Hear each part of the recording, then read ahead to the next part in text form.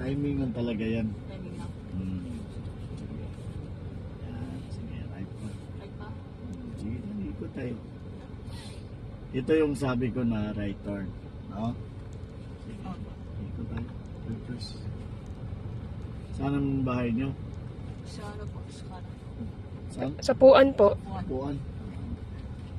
Yan, sige, ikot lang tayo. Muna tayo warm up. No, rest tayo. Magkasabay ang ano ha, yung paa at kamay mo ha. Sige. Ang tawag doon yung synchronize, no? Ikot mo. Kaya magkasalubong natin yung kabila, yun ang tawag na left turn. Magle-left siya. So iba yung proseso sa right turn at left turn, no? Pag mag-right turn ka, example nasa intersection, pag malaki yung sasakyan mo, padaanin mo na siya bago ikaw. Para ka parang mag-break or ano? Oh, ganyan ma. Parang 2 lanes lang, ganyan ma. No? Para, ang tawag doon, defensive driving. No? Oh, para walang aberya sa daan, no? Ano? Saan kayo nag-aral? Dito sa Davao? High school, college na kayo? High school pa ako. High school. Sa ate, college na po. Saan kayo nag-aral? Anong school?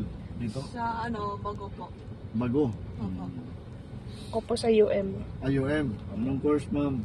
BS Ed English. Wow, galing. English. Englishira talaga siya. So, ganito ha. Para sa inyong dalawa, kailangan focus lang talaga kayo. Kung anong, saan kayo nag-seminar? Yung TDC, nagkuha ka ng SP. Di pa kami nag-seminar. Online siguro? Or ano lang, dito lang.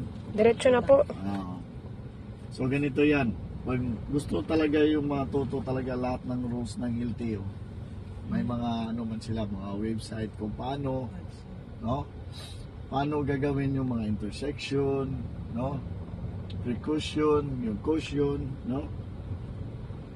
Nandun yan sa, may pinapost naman sila sa Facebook. Iba naman pala silang ano, Facebook. Oh, mayroon din sila, no?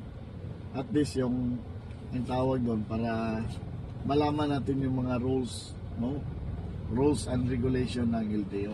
Kasi pag kayo na may lisensya na kayo, doon magagamit yung skills nyo. Galing sa driving, learning sa LTO, alam niyo anong violation, anong dapat gawin, di ba? Kasi sa driving kasi, ito yung pinaka-risky na gagawin. Pag mag-drive? Oo, kasi hindi lang to laro-laro lang, no? Kasi pag, yan ang sabi ko, may aksidente, no? Hindi man pwede na kagustuhan natin yan, no? Kaya yung sinabi ko, what is defensive driving, no? Ang tawag doon, road safety. Mag-share ng road, no? Magdepensa sa sarili, pati sa sasakyan, no? Ilang taon ka na? 16 po. 16, tama-tama. Pag 17 mo, kailan mag-17? August po.